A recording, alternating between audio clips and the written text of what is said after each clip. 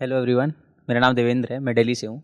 मेरा सवाल आप तीनों से है कि ऑप्शनल सब्जेक्ट को चूज़ करते वक्त अपने स्ट्रेंथ और वीकनेस कैसे इवैल्यूएट किया जाए? जब ऑप्शनल चूज़ करते हैं ना, तो आपके माइंड में 4-5 ऑप्शनल्स आएंगे कि आप किन में से चूज़ करना चाहते हो।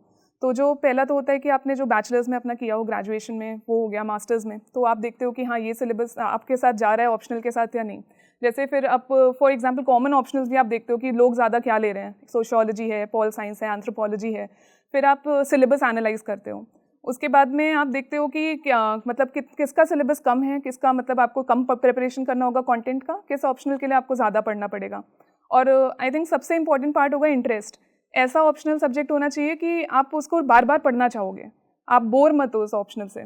तो इस तरीके से आप एनालाइज करो, और आपकी स्ट्रेंथ्स और वीकनेसेस इस पे डिपेंड करेंगे कि आपको अपने बचपन से लेके कॉलेज की जर्नी, स्कूल में क्या सब्जेक्ट पसंद था। तो उससे रिलेटेड अगर कोई ऑप्शनल होगा तो वो आपकी स्ट्रेंथ बन सकता है आगे जाके। अगर न्यूमेरिकल सब्जेक्ट्स हैं, जैसे फॉर एग्जांपल मेरा थोड़ा साइंस में इंटरेस्ट था, तो एंथ्रोपोलॉजी में बायो से रिलेटेड कॉन्सेप्ट्स और ये सारी चीज़ें बहुत ज़्यादा थी। तो एक रीज़न मुझे ये समझ में आया कि हाँ, एंथ्रो मैं ले सकती हूँ ऑप्शनल। फिर वीकनेसेस में होता है कि कुछ ऑप्शनल्स होते हैं जिनमें आपको बोरियत महसूस होगी, तो वो चीज़ें फिर ना लेके आप ऐसा ऑप्शनल चूज़ करें जो आपको मतलब लगे कि हाँ, इंटरेस्टिंग है। तो वो चीज़ें आप देखो ऑप्शनल लेते हुए। मैं भी सिमिलर लाइंस पे बोलूँगा कि ना कुछ पॉइंटर्स हैं जिन पे आप थोड़ा सोच सकते हो और उसी में आप अपनी स्ट्रेंथ और वीकनेस भी डिसाइड कर सकते हो। For example first of all तो यही है कि जो बचपन से अगर कोई सब्जेक्ट एक्चुअल में पसंद है, जैसे फिजिक्स अगर किसी को बचपन से पसंद है, गिवन ग्रेजुएशन भी फिजिक्स की साइड में रही हो, फिर बचपन का इंटरेस्ट के बाद आता है ग्रेजुएशन तुम्हारा कौन सा रहा है।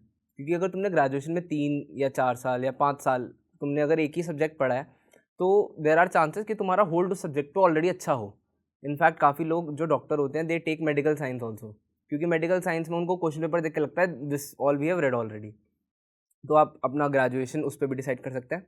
तीसरी चीज़ मैं बोलूँगा, एक बार ना ट्रेंड भी पे भी रिसर्च कीजिए कि कौन से ऑप्शन को कितने लगभग मार्क्स मिलते हैं, क्योंकि इसमें भी कुछ चीज़ें हैं कि कुछ सर्टेन ऑप्शनल ऐसे हैं, फॉर एग्जांपल मैनेजमेंट ऑप्शनल या दिस मेडिकल साइंस, इनफैक्ट इनमें वो जो पीक लेवल के मार्क्स हैं वो 300 320 टच नहीं कर रहे, बट पॉल साइंस में या सोशियोलॉजी में या मैथमेटिक्स में इनमें टच कर रहे हैं।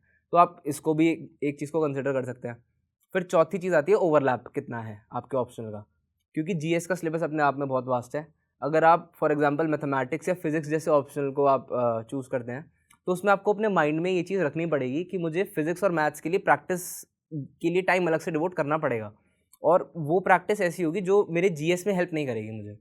क्योंकि बाकी ऑप्शनल्स में सोशियोलॉजी, एंथ्रोपोलॉजी या पॉल साइंस में क्या होता है कि अगर आप ऑप्शनल के लिए प्रिपेयर कर रहे हैं, ऑप्शनल के लिए डीप में पढ़ रहे हैं, तो कुछ ना कुछ वो एसए में काम आ जाएगा, नहीं तो जीएस 2 में आ जाएगा, नहीं तो जीएस 4 में आ जाएगा। मतलब you have variety of options जहां आप वहां का मटेरियल यूज़ कर सकते हैं।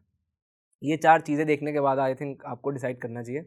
रही बात अपनी स्ट्रेंथ और वीकनेस की, ये इस पे मैं बोलूँगा कि ना एक बार आप ट्राई कीजिए डिफरेंट डिफरेंट ऑप्शनल्स, कि 5-7 दिन ना पढ़ के देखिए। जैसे लिस्ट ऑफ ऑप्शनल में से यू शुड डिसाइड कि 4-5 आपने हाईलाइट कर लिए, फिर उन 4-5 को आपने 1 महीना दिया कि सबके 5-5 6-6 दिन मैं सबकी एक बार पढ़ के देखता हूँ, तो आपको खुद से आइडिया लगेगा कि किस में इंटरेस्ट ज़्यादा आ रहा है, किस में समझ ज़्यादा आ रहा है। क्योंकि सिर्फ इंटरेस्ट नहीं है ना, समझ भी आना चाहिए। तो अंडरस्टैंडिंग, इंटरेस्ट, ये दोनों चीज़ें जब आप अलाइन कर लेंगे तो आप एक अच्छा डिसीजन ले पाएंगे कि कौन सा ऑप्शन लेना चाहिए।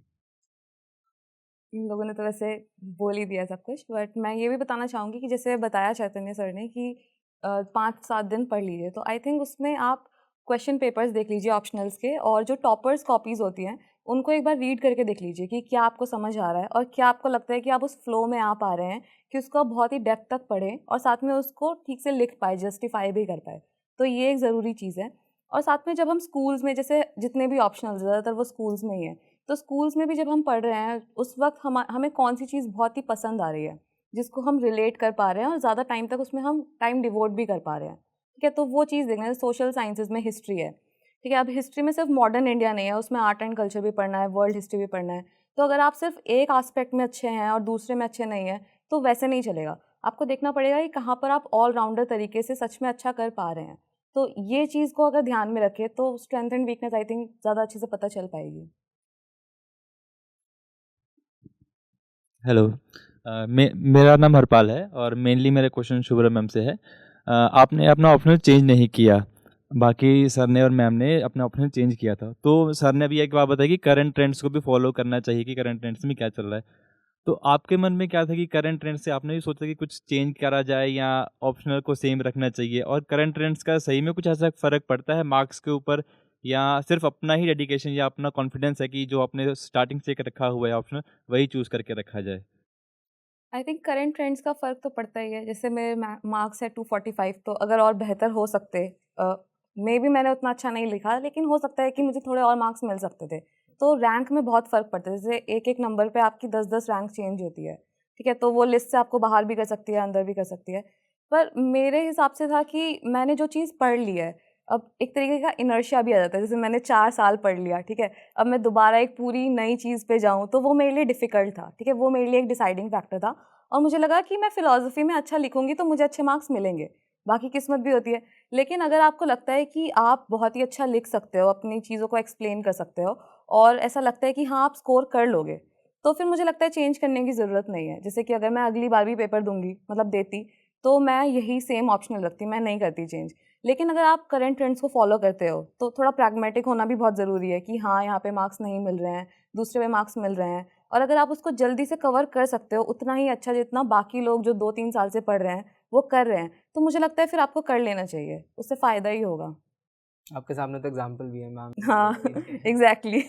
हेलो एवरीवन, मेरा नाम अलीज़ा है और मैं तृप्ति मैम से ये पूछना चाहती हूँ कि ऑप्शनल सब्जेक्ट के सिलेबस पर कितना ध्यान देना चाहिए सिलेक्शन के समय। जैसे कुछ सिलेबस का जो पोर्शन है वो बड़ा होता है और कुछ सिलेबस का जो पोर्शन है वो छोटा होता है, वो इम्पैक्ट करता है इन सब चीज़ों पर।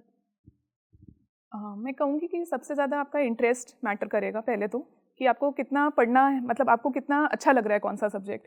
फिर हाँ, डेफिनेटली होता है कि जैसे कुछ सब्जेक्ट्स हैं जो क्लैश कर जाएंगे, जैसे पॉल साइंस ही है, वो GS2 के साथ आपका क्लैश करेगा, तो वो आपको वहाँ पे टाइम आपका थोड़ा सा कम लगेगा पढ़ने के लिए।